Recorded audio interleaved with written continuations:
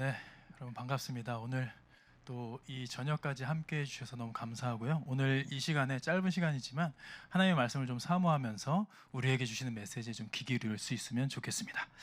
오늘 주님께서 우리에게 주시는 말씀은 한 구절인데요. 시편 50편 23절 한 구절 말씀입니다. 시편 50편 23절 말씀 제가 받들어 읽어드리도록 하겠습니다. 감사로 제사를 드리는 자가 나를 영화롭게 하나니 그의 행위를 옳게 하는 자에게 내가 하나님의 구원을 보이리라. 아멘. 여러분 또 오랜만에 인사드릴 수 있어서 참 기쁩니다. 그런데 이 상황이 사실은 이제 코로나가 좀 지속되면서 이제 번개탄의 2월 달에 이제 처음 여러분 앞에서 이렇게 말씀을 나누고 지금 이제 거의 이제 1년이 지나가고 있는 시대 속에서 이 코로나가 생각보다 이제 끈질기잖아요. 그죠? 그래서 지금까지 2월 달에는 올 11월에도 코로나가 이렇게 기승을 부릴지 몰랐잖아요. 근데 이 코로나가 이제 아직 잠잠해지지 않고 아직도 위세를 떨치고 있는 이 시국에 우리가 이제 추수감사절을 맞기에 이르렀습니다. 근데 생각해 보면 2020년을 우리가 좀 도둑 맞은 듯한 느낌이 들어요. 여러분 올해를 좀 돌아보면서 어떠한 감사의 제목이 있으십니까? 한번 좀 댓글로 나눠보실까요? 여러분들은 이 올 한 해 2020년을 돌아보면서 난 이 부분이 너무 감사합니다라고 고백할 수 있는 부분들 뭐가 있을까요? 네, 목사님 안녕하세요만 보이네요. 네, 여러분들이 이제 각자의 자리에서 감사의 제목을 찾는데 실은 이 추수감사절 이 시기에 감사의 고백을 하나님께 드리려고 하는데 뭔가 약간 좀 억지로 좀 쥐어짜는 느낌이 들 수 있는 시기인 것 같아요. 저도 이렇게 올해를 돌아보면 진짜 도둑 맞은 듯한 이 한 해 2020년을 돌아보면 가장 기억에 남는 건 마스크예요. 마스크. 그냥 온통 마스크밖에 기억이 안 남는 것 같아요. 저희가 겨울에 이 2월 달부터 저희가 이제 제가 사역하고 있는 브리지 임팩트 사역원에서도 캠프를 기획하다가 코로나 때문에 접어야 했고요. 여름에는 언감생심 꿈도 꿀 수 없었죠. 그래서 온라인 오프라인 하이브리드로 진행을 했는데 물론 그 안에 은혜가 있었지만 아쉬움이 컸던 것도 사실이에요. 우리가 만나고 싶은데 보고 싶은데 함께 모여서 예배드리고 싶은데 그럴 수 없는 게 참 되게 안타까운 시기를 이렇게 좀 돌아보면서 올 한 해 우리가 무엇을 감사할 수 있을까? 이런 질문 앞에 좀 고민이 되는 것 같아요. 여러분 우리는 뭔가 좀 성취를 했을 때, 뭔가를 이뤘을 때, 뭔가 우리에게 주어졌을 때 그것으로 인해서 감사를 느끼게 되죠. 이제 추수가 뭡니까? 수확을 하는 거예요. 뭔가 거둬들이는 거예요. 하나님께서 우리에게 주신 은혜를 거둬들이는 거예요. 하나님께서 우리에게 주신 어떠한 삶의 보상들을 거둬들이면서 그것으로 인해서 감사를 하는데 올 한 해를 돌아보면 감사할 것이 참 많지 않다. 아무리 이게 헤아려 보려고 해도 많지 않다라는 생각이 들 수 있는데 저는 우리가 이 상황과 컨디션 그러니까 우리에게 주어진 이 상황으로 인해서 감사하는 수준은 실은 믿지 않는 사람들도 그 정도는 감사한다라는 것을 지금 기억했으면 좋겠습니다. 추수할 때요, 그 수확의 양, 내가 뭔가 이렇게 좀 수확을 거두는데 이 수확량을 가지고 감사의 기준을 삼는 것은 세상 사람들과 다를 바 없다라는 것이죠. 여러분 하나님의 영광을 위하여 제가 좋은 대학을 가게 해주세요. 하나님의 영광을 위하여 좋은 시험 결과를 있게 해주세요. 하나님의 영광을 위하여 사업이 성공하게 해주세요. 우리 크리스찬들이요, 하나님의 영광이라는 프레임을 걸고선 그 뒤에 실은 우리의 욕심을 채워가면서 그 안에 하나님이 채워주실 때만 감사하는 버릇이 있었던 것은 아닌가라는 생각이 드는 거예요. 저는 이 코로나 시기에 우리가 정말 직면할 수 있다라고 봅니다. 우리 크리스찬들이 우리의 신앙을 돌아보고 우리의 자세를 돌아볼 수 있는 아주 좋은 기회인 것 같아요. 코로나 자체가 하나님의 축복이라고 말할 수는 없겠지만 이 위기의 시기에도 우리 믿는 자들은 또 하나님의 구별된 백성들은 그 안에서 하나님의 뜻을 발견해 나갈 수 있는 지혜를 우리가 갖추었으면 좋겠다라는 생각을 해봅니다. 미국의 어떤 연구소에서요, 한 실험을 했습니다. 한 실험을 했는데 매달 1,000불씩, 1,000달러죠. 1,000달러인지 한 120만 원 정도 되지 않겠습니까? 1,000달러씩 100명에게 아무 이유 없이 송금을 했다는 거예요. 그것을 1년 동안 지속을 한 거예요. 왜 너에게 이걸 이게 연구 목적으로 실험을 목적 이런 얘기도 없이 그냥 아무 이유 없이 100명에게 이렇게 송금을 한 거예요. 되게 돈이 많은 연구소였나 봅니다. 그렇게 송금을 하다가 이제 사람들은 이제 이게 웬 돈이지 하다가 나중에는 어떻게 됐을까? 이게 몇 달 지속되니까 이게 응당 내가 받을 보상이라고 생각하게 됐겠죠. 그러다가 1년 후에 딱 이 실험을 위해서 1년까지 딱 지급을 하고 1년 후에 아무런 이야기 없이 이것을 멈췄답니다. 그랬더니 사람들의 반응이 어땠을까요? 근데 우리가 딱 느낌이 오죠. 그 사람들이 다 아우성을 쳤다라는 겁니다. 왜 내 돈 전부를 안 보내주냐?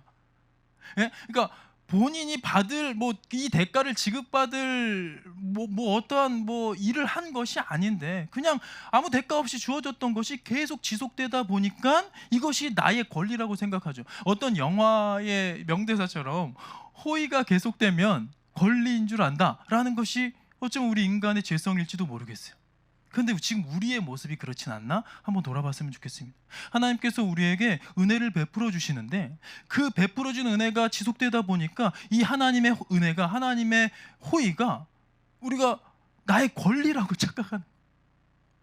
여러분, 우리가 하나님께 감사의 제사로 나아가는 것은요, 하나님이 나에게 베풀어 주신 어떠한 하나님이 나에게 제공하신 어떠한 행동이나 보답, 요것 때문이 아니라 존재와 관계 속에서 하나님께 그 자체로 감사할 수 있는 그런 자세를 우리가 회복할 수 있었으면 좋겠다라는 거예요. 어떤 아들이요, 이제 청소년 아들이 10대 아들이 엄마가 딸기를 너무 좋아하는 거를 알았어요. 그래서 어느 날 용돈을 모아가지고 지나가던 길에 너무 탐스럽게 생긴 딸기 한 박스, 10,000원짜리 딸기 조그만 박스를 사서 어머니께 드린 거예요. 근데 어머니가 아직 성인이 되지도 않은 이 아들이 이 딸기를 주니까 너무 기특하잖아요. 그래서 너무 사랑하는 마음으로 5만 원의 용돈을 줬습니다. 근데 이때 이 아들은 이걸 보면서 어떻게 해야 될까요? 그냥 그 관계 속에서 감사를 누리면 되는데 이걸 계산적으로 바라보면 어떻게 될까요? 이게 어리석은 모습이 되어지겠죠. 엄마가 내가 10,000원을 줬더니 10,000원짜리 딸기를 선물해 드렸더니 5만 원의 용돈을 주시네. 아싸. 이걸 계산으로 생각하기 시작한다면 나중에 이 아이가 어떻게 될까요? 이 아이는 나중에 이제 청년이 돼가지고 100만 원짜리 안마 기계를 사드리면서 뭘 기대할까요? 2천만 원짜리 차 한 대 사주시길 기대하는 그런 관계가 되어버린다면 그 관계가 어그러질 수밖에 없지 않겠습니까? 우리가 기억해야 될 건요, 이 어머니가 5만 원의 용돈을 준 거는 딸기의 대가가 아니에요. 10,000원짜리 딸기의 대가 지불을 해준 게 아니라 관계 속에서 내 아들을 사랑하기 때문에 내 아들이 엄마를 사랑하는 이 마음이 너무 기특했기 때문에 그 사랑하는 마음으로 사랑으로 은혜로 공급되어진 게 이 용돈이라는 것입니다. 그런데 그것을 우리가 어떠한 좀 계산적인 모습으로 이걸 이 계산기를 두들기고 있으면 그 관계가 어그러질 수밖에 없다라는 것이죠. 우리가 하나님께 받는 은혜도 이와 같은 모습으로 좀 돌아볼 수 있었으면 좋겠어요.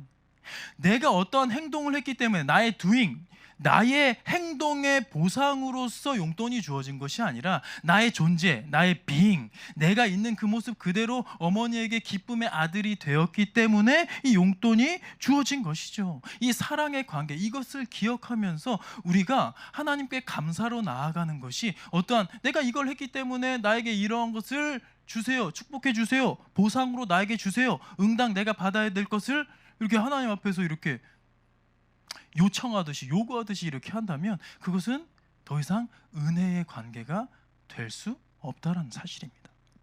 제 아들이 있어요. 제 아들이 지금 이제 5살짜리 아들인데 이 녀석이 너무 귀엽게 자라가고 있는데 이 아들이 지금보다 조금 더 어렸을 때는요, 막 과자를 먹고 싶어 합니다. 그럼 제가 과자를 이렇게 사줘요. 그 앞에서 이제 과자를 사주면 이제 아빠 된 저는 애가 먹는 그 애기 과자에 제가 얼마나 관심이 있겠습니까? 그런데 그냥 요 아이의 자세가 궁금해서 아빠 하나만 줘 이렇게 물어보죠. 그러면 얘가 어렸을 때는요, 방금 전에 내가 사준 과자인데도 불구하고 그 자리에서 혼자 먹으려고 이렇게 움켜줬었단 말이에요. 이 녀석이 3, 4살 때 그랬단 말이죠. 그런데 지금 이제 5살이 되고 나서 이 녀석이 자라가는 게 보여요.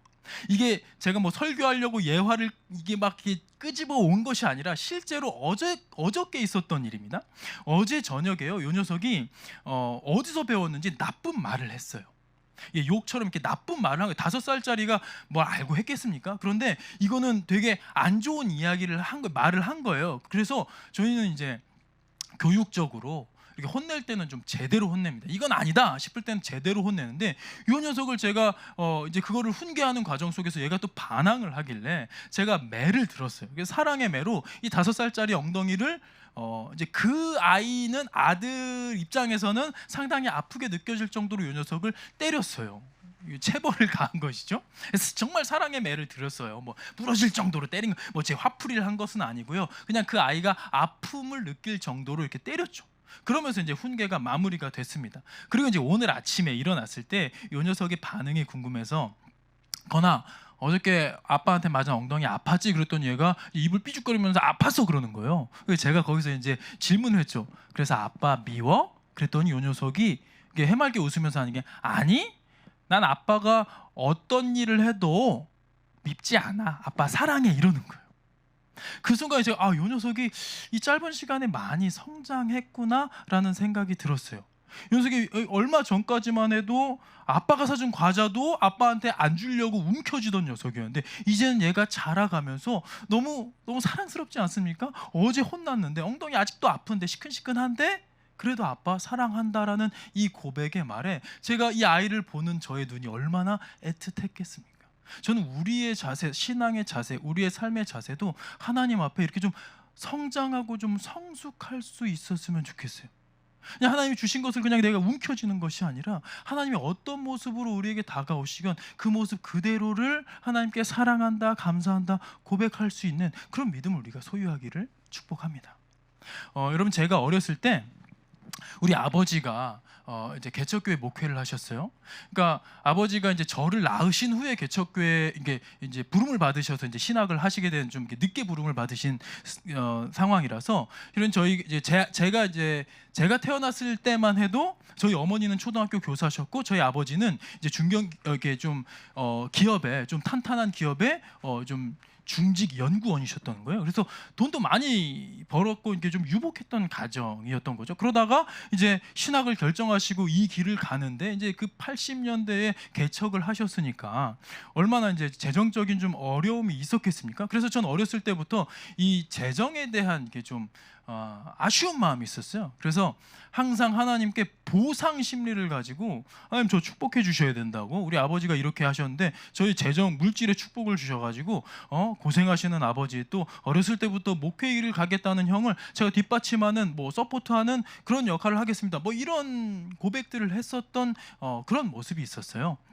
이거를 제가 한번 제가 이렇게 방송 출연했던 영상 클립이 있어요. 4분짜리 영상인데 한번 좀 틀어주시면 이 영상을 보고 와서 다시 말씀을 나누도록 하겠습니다. 이 내용을 담은 영상을 틀어주십시오. 이런 사역을 하게 된 결정적인 사건들이 좀 있었다고 하는데 그 이야기를 좀 나눠봤으면 좋겠어요. 제가 고등학교 때부터 목사님이 어떻게 하나님께 이끌려 오게 되셨는지. 고등학교 2학년 때 제가 그때 이제 제가 꿈이 많았고 이제 좀 세상적인 성공 하고 싶은 마음에 이제 공부도 열심히 하고 그런 상황이었는데 고등학교 2학년 때 좀 제가 죽을 뻔한 사건이 좀 있었어요. 그러니까 그 학교 시간에 이제 학교에서 이제 선생님의 심부름 때문에 이제 뭔가 빨리 처리하고 이제 집에 가려고 제 마음이 이제 빨리 이 심부름을 빨리 끝내고 가야겠다는 생각을 해서 이제 하굣길에 그 횡단보도가 있었는데 한 8차선 정도 되는 횡단보도 앞에서 대기를 하고 있었어요. 하굣길이니까 애들이 한 100여 명 정도 있었겠죠. 거기서 이제 초록불로 바뀌기를 기다리다가 바뀌자마자 전속력으로 전력 질주를 하는데 전력 질주를 하고 있는데 순간 저 멀리서 뭔가 굉음으로 뭔가 저를 향해 달려오는 게 느껴지는 거예요. 근데 그걸 인지한 순간 이미 이 차가 제 앞으로 다가온 상황이라 그 순간에 저는 이제 나 이렇게 죽는구나 라는 생각을 하게 됐습니다. 전력 질주를 하면 바로 못 서잖아요. 멈추기가 힘들잖아요. 그래서 제가 이제 가고 있는데 뒤에서 이 차랑 저랑 부딪히려는 그 찰나의 순간에 뒤에서 누군가가 제 목덜미를 이렇게 낚아채는 거예요. 그래서 제 몸이 이제 360도 돌면서 이제 사이드 미러랑 제 책가방이랑 부딪혀서 뻑 소리와 함께 사이드 미러는 이제 산산조각이 나고 이 차는 저를 친 다음에 한 15m 정도 더 이렇게 가서 선 거예요. 그러니까 차와 직접적으로 부딪히진 않았고요. 그렇죠. 이게 제 누가 잡은 책가방. 거예요? 그래서 이제 주변에서 막 애들이 웅성거리면서 어떤 여자애는 막 이제 주저앉아서 울더라고요. 왜냐면 끼익팍 저는 한 바퀴 돌고, 그러니까 이게 사망 사건을 본 줄 알고. 근데 저는 이제 털끝 하나 다치지 않았으니까 그때 제가 제일 먼저 뭘 했겠습니까? 누가 구해줬는지. 그렇죠. 누가 구해줬을까 해서 뒤를 돌아봤는데 제일 가까운 친구가 한 5m 뒤에 있었어요. 제 뒤에. 그 순간에 제가 누가 나를 구해줬나 했는데 뒤에 보니까 아무도 없잖아요. 그 순간에 제가 이제 하늘을 바라보면서 주님 감사합니다. 이런 고백을 하게 된 거죠. 나중에는 이게 이 얘기를 이렇게 전해주면 누군가가 야 이거 경황이 없어가지고 누가 살려준 거 네가 기억 못하는 거겠지 뭐 이런 사람들도 있는데 제가 이제 고3이 돼서 이제 새로운 친구들을 만났잖아요. 그 친구 중에 저에게 결정적으로 해준 말이 있어요. 야, 너 작년에 그 차에 치여 죽을 뻔했던 애 아니냐? 라고 얘기를 하면서 야, 그때 주변에 있는 애들 다 너 죽을 줄 알았어. 근데 너 운동신경 진짜 좋더라. 이렇게 얘기를 하고. 그러니까 뒤에 아무도 없었는데 제 몸이 이렇게 뒤에서 누군가가 이렇게 끌어주신 그 경험을 하면서 제가 좀 세계관이 좀 바뀌었던 것 같아요. 이렇게 놀란 모습 처음 봤어요. 나 새롭게 연습하면서. 3개월 만에 이런 표정 처음 봤어요. 그러니까 주변 사람들이 봤을 때는 피하는 것 같아. 그렇죠. 제가 이렇게 된 건데 제가 무슨 매트릭스처럼 이렇게 갔구나. 가다 전력 질주하다가 뒤에서 이렇게 끌려온 상황에서 돌아간 거거든요. 근데 정말로 하나님의 그거를 어떤 물리적으로 느끼는 그렇죠. 거예요. 물리적으로 하나님이 저를 살려주신 거죠. 눈이 이만해졌어요. 나 이렇게 눈 커진 거 처음 봤어요. 아니 만약에 안 믿으시는 분 입장에서는 무슨 손길일 것 같아요? 어떤 일일 것 같아요? 그냥 운동신경이 좋았나? 이 정도면은 일단 하나님한테 감사할 것 같아요. 그래서 제가 그때까지만 해도 뭐 세상적인 꿈이 있었는데 그 순간에 제가 깨닫게 된 게 뭐냐면 내가 젊고 건강해도 하나님이 부르시면 나는 당장이라도 이 세상을 떠날 수밖에 없는 존재구나라는 생각에 하나님이 이렇게 선물로 주신 새 인생이라는 생각이 들었어요. 그러면서 이 하나님께서 선물로 주신 인생 하나님을 위해서 써야겠다 이 생각이 들어서 이제 돌아서게 된 거죠. 네, 영상을 보면서 이렇게 댓글을 확인했더니 박선희 님이 이제 감사 제목이 코로나 기간에 어머니께서 이제 하나님을 만나게 됐다. 그런 귀한 일들도 있네요. 또 많은 분들이 이렇게 힘든 가운데도 이제 믿음을 지킬 수 있음에 또 영상 예배라도 하나님을 만날 수 있음에 감사 뭐 이런 제목들을 내주셨네요. 그러니까 우리 안에 이렇게 돌아보면 감사할 제목들이 너무 많이 있는 것 같아요. 근데 제가 영상을 이렇게 보여드린 게 제 꿈은 이제 보상 심리로 뭔가 이렇게 성공하고 성취하고 이게 좀 재정의 복을 누리는 것이었어요. 그런데 그 순간에 하나님이 저를 살려주신 그 경험을 하면서 제가 그때 뭘 깨달았냐면 우리의 인생은 그냥 아무리 우리가 잘 나가고 아무리 젊고 건강해도 하나님이 부르시면 그 순간 우리는 좋건 싫건 미련을 가질 새 없이 그냥 하나님의 심판대 앞에 서야 되는 존재들이구나. 그럼 지금 오늘 하루 내가 호흡할 수 있음이, 오늘 하루 내가 살아갈 수 있음이, 이 존재 자체가 하나님이 주신 축복이구나, 하나님의 선물이구나, 이거를 깨닫게 된 것이죠. 그래서 제가 이제 이 길을 들어서게 되면서 하나님께 받은 생명을 하나님을 위해서 써야겠다 하면서 달려가다가요, 이제 그 몇 년 후에 제가 청소년 사역을 하느라고 이제 미국에서 거주 중일 때요, 이제 청소년 집회를 이렇게 가는데 그때 이제 이런 얘기를 하기가 좀 죄송스럽긴 합니다만 저는 이제 초행길이었어요. 근데 앞에 집사님이 이제 이제 저를 안내해 줘야 되는 상황이에요. 저는 이제 그 앞차를 따라가야 되는 상황인데 그 당시에도 이제 내비게이션이 없었기 때문에 이제 저는 이제 초행길이니까 따라가야 되는 거예요. 근데 이 앞차의 그 드라이버 운전자 집사님이요, 스피드 광이신 거예요. 그래서 엄청난 속도로 이렇게 달려가시는 거예요. 그래서 저도 이제 그냥 따라가야 되니까, 놓치면 안 되니까. 그리고 또 저도 이제 그때 젊었으니까 그냥 열심히 밟으면서 따라갔죠. 그러다가 이제 이게 격차가 이렇게 좀 벌려지니까 이제 제가 속도를 더 내고 있는데 그 순간에 이게 국도였어요. 고속도로는 아니고 국도였는데 갑자기 옆에서 이렇게 웬 허연 차가 이렇게 이 차가 쌩 지나가고 나서 저도 열심히 밟고 있는데 한 시속 160km 정도 밟았던 것 같아요.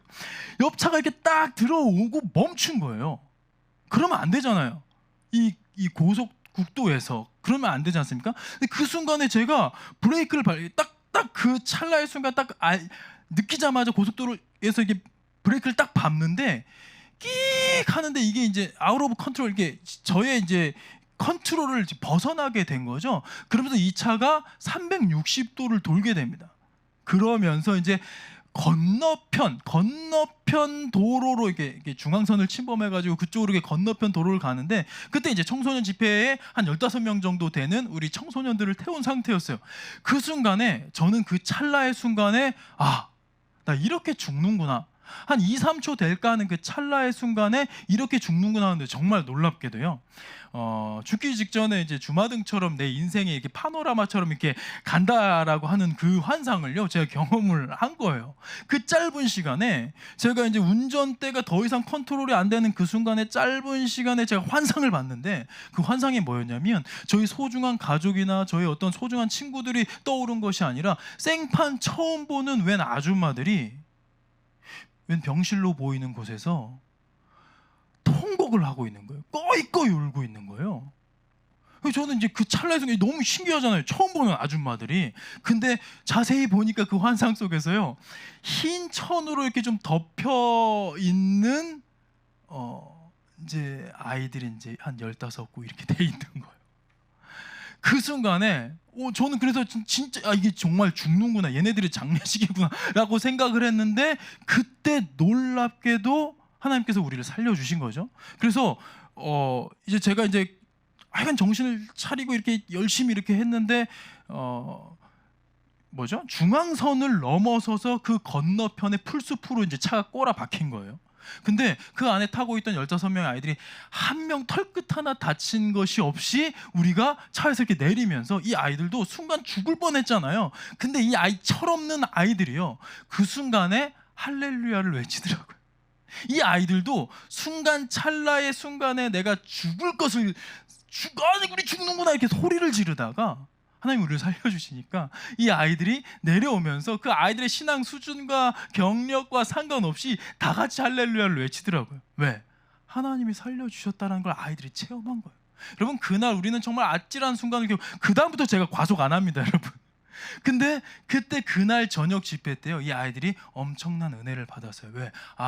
내 생명의 주권이 나에게 있는 것이 아니구나, 하나님께 있구나. 이것을 깨닫게 되니까 하나님의 은혜로 우리가 살아가는 것이구나. 이 은혜란 이 원인이 나에 있는 것이 아니라 하나님께 있는 것이구나. 이렇게 생각하니까 아이들의 삶의 자세가 달라지는 것이죠. 여러분, 은혜가 무엇입니까? 그 은혜를 받을 공로가 내게 없다라는 거예요. 만약에 은혜를 받을 공로가 나에게 있다면 그것은 은혜가 아니라 대가 지불이 되겠죠. 우리의 삭시 되겠죠. 우리의 몫이 되겠죠. 그러나 하나님이 우리에게 부어주시는 은혜는요, 내가 받을 자격이 있어서 받는 것이 하나도 없습니다. 그럼 그 자체만으로, 내 존재 자체만으로 나와 하나님과의 관계, 하나님의 자녀 삼아주신 그 아버지 되심, 그 주 되심, 그 관계만으로 우리가 감사할 수 있어야 되는 거죠.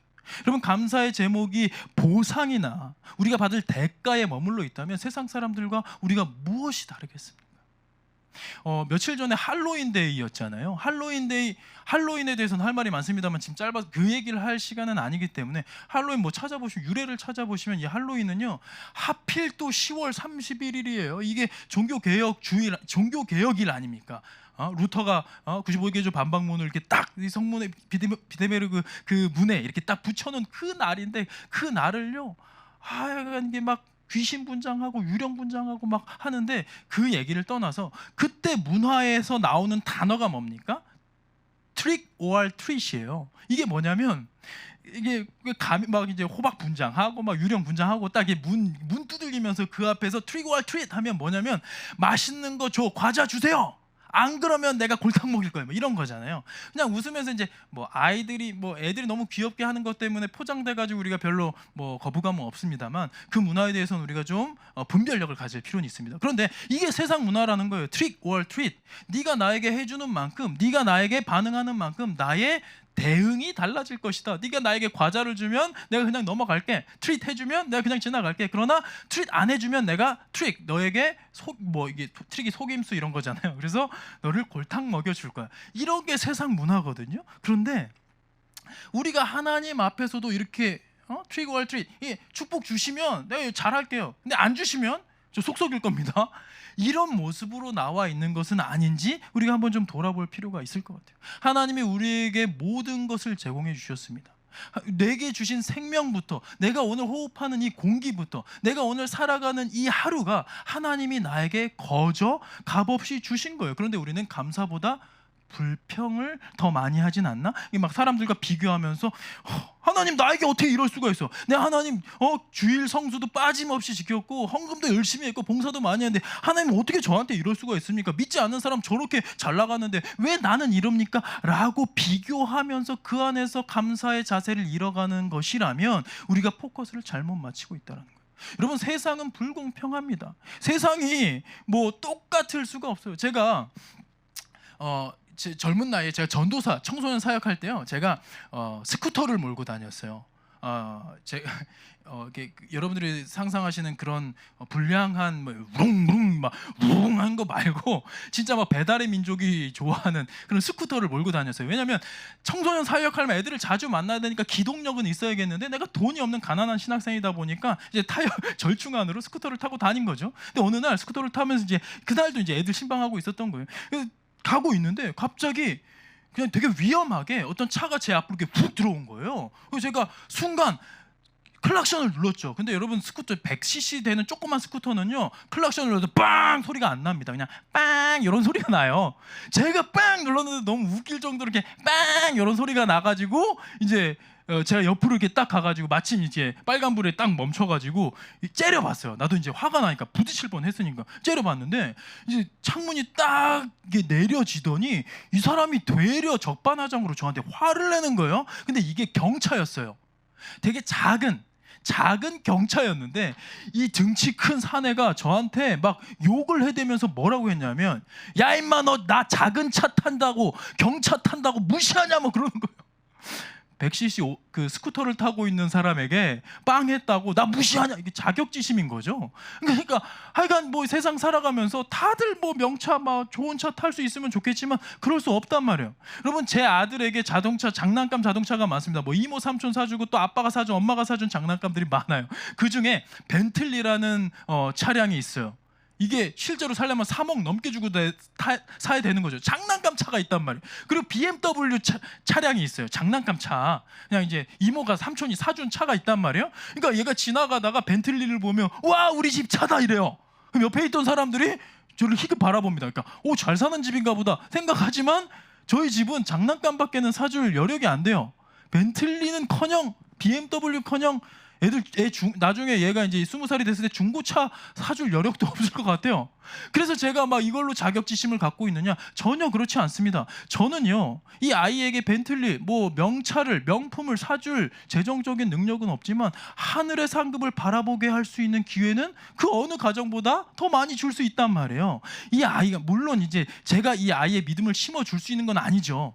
다 하나님의 은혜인 거죠. 하나님의 선물이라 이 아이가 회심이 되는 것이지만 그 믿음의 가정 안에서 이 아이가 벌써부터요, 예수님의 십자가를 얘기해요. 예수님이 날 위해 죽어주셨어? 예수님 사랑해요. 이 고백을 한단 말이에요. 저는 그 벤틀리를 물려줄 수 있는 재벌가가 전혀 부럽지 않아요. 그 앞에 기죽지도 않습니다. 왜?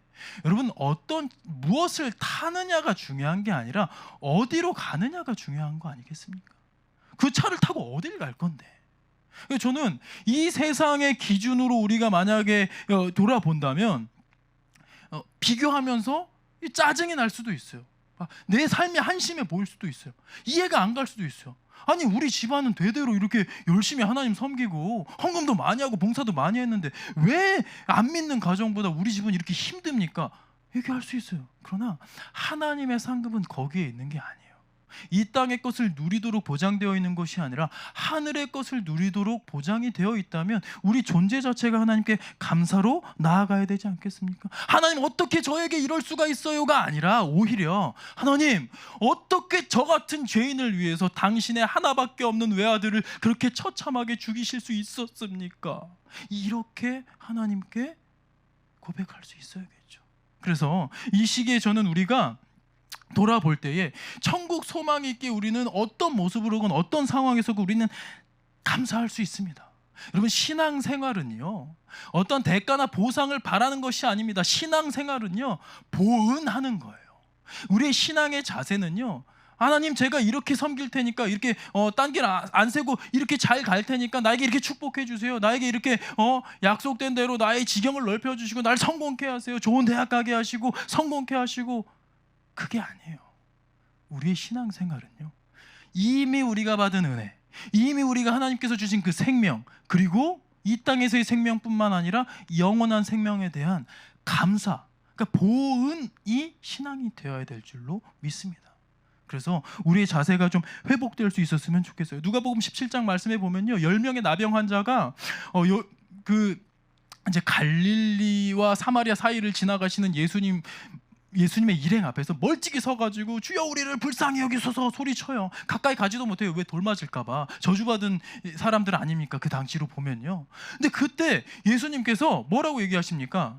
가서 너희 몸을 제사장에게 보이라. 제사장에게 이미 낙인 찍혀가지고 이제 그들은 격리당한 상황 아닙니까? 근데 가서 보이라고 하면 안 나으면 이 몸이 안 난 상태로 가면 돌 맞을 상황이에요. 근데 이들이 지푸라기 잡는 심정으로 가요. 가다가 보니까 순종함으로 가는데 가는 길에 10명이 다 회복이 된 거예요. 씻음을 받은 거예요. 그랬을 때 어느 누구는 가족한테 한다름에 달려가고 어느 누군가는 이 낙인 찍힌 것을 회복하기 위해서 제사장에게 한다름에 달려갔겠죠. 근데 그 중에 딱 한 명 사마리아인 이방인으로 불리는 이 사람만이 그 길로 다시 돌이켜 서서 예수님께 가서 예수님께 엎드려서 감사로 하나님께 영광을 올려드리는 장면이 나옵니다. 그때 예수님이 뭐라고 하십니까? 야 10명이 다 씻음을 받지 않았느냐? 근데 돌아와서 하나님 아버지께 영광을 돌린 자가 이 이방인 한 명밖에 없느냐? 라고 말씀하시면서 가라 네 믿음이 너를 구원하였느니라. 아멘이죠. 근데 나머지 씻음 받은 9명의 나병 환자들은 어떻게 됐어요? 몸은 치유함을 받았으나 그들의 영혼은 여전히 흑암에 매여 있었을 겁니다. 그들의 구원이 이뤘는지 후에 회심을 했는지 모르겠지만 성경에 나와 있는 건 그들은 일단 구원에 이르는 은혜를 경험치 못한 거예요. 그게 뭘로 나뉩니까? 감사예요. 하나님 앞에 감사함으로 나아갔더니 이것이 영광이 되어서 어떻게 해요? 영광이 되어서 하나님께 영광이 되어서 그에게 구원, 생명을 주셨다. 이게 예수 그리스도의 가르침 아니겠습니까? 저는 그래서 우리가 오늘날 진정한 그리스도인의 감사를 회복하기를 축복합니다. 세상 사람들처럼 내가 잘 나갈 때 성공할 때 뭔가 축복을 남들이 봐도 객관적으로 평가해도 뭔가 이렇게 이 사람은 왜 이렇게 뭔가 이렇게 운이 좋은 것 같이 세상 사람들도요. 그냥 허공에 대고 감사할 줄 알아요. 뭔가 이게 내가 노력한 것보다 더 좋은 결과를 받잖아요. 그럼 그냥 허공에 대고 감사할 줄 알아요. 그거와 똑같아서 되겠습니까? 우리의 자세는 우리의 상황과 환경이 어떠할지에 상관없이 나의 존재 자체로 하나님이 나의 아버지 되심으로 말미암아 감사할 수 있었으면 좋겠어요. 여러분 감사할 수 있으면요. 감사하는 사람의 자세는 달라질 수밖에 없어요. 매사에 감사할 수 있는 사람은 긍정적일 수밖에 없죠. 세상에 나가서 성실할 수밖에 없습니다. 남을 섬길 수밖에 없어요. 남에게 매력적일 수밖에 없어요. 그 말은 뭐예요? 우리가 감사의 제사로 하나님께 영광 돌리는 인생이 되면 세상 사람들이 우리를 달리 볼 거란 말이에요.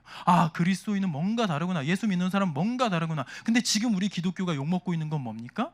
믿는다 하면서 예수 믿는다고 하면서 그 기준이 세상과 다를 바가 전혀 없기 때문이지 않겠습니까? 그래서 저는 우리가 이 추수감사절 시즌에 이 즈음에 우리의 감사의 자세를 돌아보게 되기를 축복합니다. 감사의 제사로 하나님께 나아가는 자가 하나님을 영화롭게 한다라고 말씀하고 있지 않습니까? 하나님을 영화롭게 하는 인생 어렵지 않아요. 하나님께 마땅히 드릴 감사를 드리는 거예요. 이 코로나 시기에 감사할 거리 찾아보면 너무 많습니다. 우리가 대면할 수 없었지만 여러분, 이게 한 30년 전에 코로나가 나왔으면 우리 예배 어떻게 됐을까요? 진짜 큰일 날 뻔했습니다. 근데 이 코로나가 좀 연기가 되어가지고 우리가 우리가 함께하진 못해도, 모이진 못해도 함께 온라인으로 함께 예배 드릴 수 있었던 이 시기 얼마나 감사합니까? 이 IT 강국 이 대한민국에서 우리가 빠짐없이 교회 출석은 안 해도 예배에 참석해서 하나님을 예배할 수 있었음 자체가 얼마나 감사한 일입니까? 그리고 오늘 내가 호흡할 수 있음이, 내가 이 지금 번개탄 예배에 여러분들이 온라인으로 이렇게 실시간으로 그리고 또 다시 보기로 참여할 수 있음이, 그리고 내가 이것을 보면서 내가 또 들으면서 하나님의 말씀 앞에 머물 수 있음이 얼마나 감사합니까? 그리고 내 주변에 내가 아직 나에게 생명을 주신 이 복음이 나에게서 소멸된 것이 아니라 여전히 그 복음이 구원을 주시는 하나님의 능력으로 내 안에 여전히 있으며 얼마나 감사할 거리입니까? 그리고 내 주변에 이 생명으로 전도할 수 있는 이들이 여전히 내 주변에 널려 있음이 얼마나 감사합니까?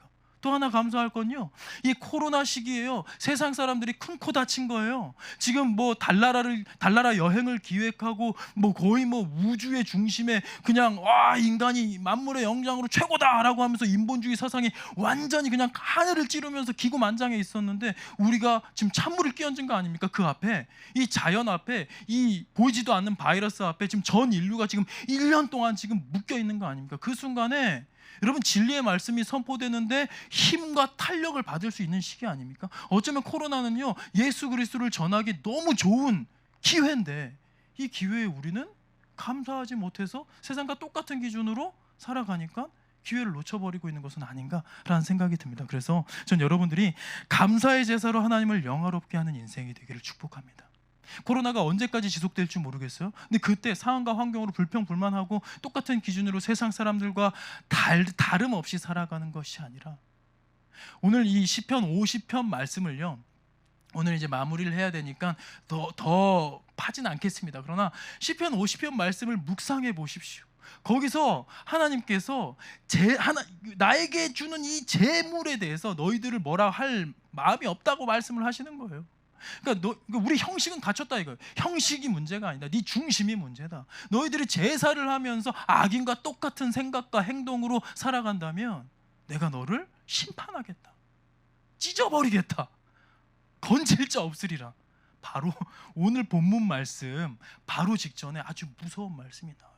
그게 경건의 모양은 있으나 능력을 잃어버린 한국 교회에 하나님이 주시는 심판의 메시지 아닐까 싶어요. 그래서 우리가 이 시기에, 코로나 시기에 우리 스스로를 돌아보고 우리 예배 자세를 돌아보고 우리 감사의 조건을 세상적인 영역에서 찾는 것이 아니라 하나님과 나의 관계 속에서 하나님이 나에게 생명 주신 그 자체만으로, 이 십자가의 복음으로 내가 영원한 생명을 이미 소유하였음으로 말미암아 하나님께 감사의 제사를 올려드릴 수 있는, 그래서 능력을 회복하여서 이 코로나로 황폐해진 이 세상 가운데 소망이신 예수 그리스도를 힘있게 증거하는 저와 여러분이 되기를 축복합니다. 제가 기도하고 마치겠습니다. 기도합니다. 하나님, 이렇게 코로나19로 인하여서 전 세계가 마비된 것 같은 이 시기에 우리가 세상적 기준으로는 감사의 제목을 찾기 어렵지만, 그러나 이 기간 동안에도 여전히 주님은 우리에게 신실하셨고 나의 아버지, 나의 주인이 되셨음에, 우리에게 이미 허락하신 예수 그리스도의 십자가의 복음이 여전히 내 삶에 유효하고 나를 붙드는 유일한 소망이기에 우리가 감사함으로 나아가길 원합니다.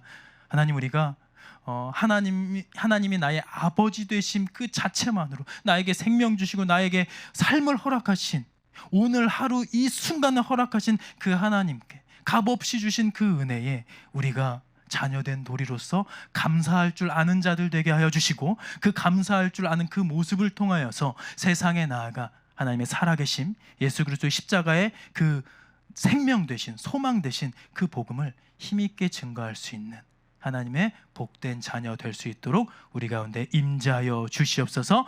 감사드립니다. 예수님 이름으로 기도합니다. 아멘.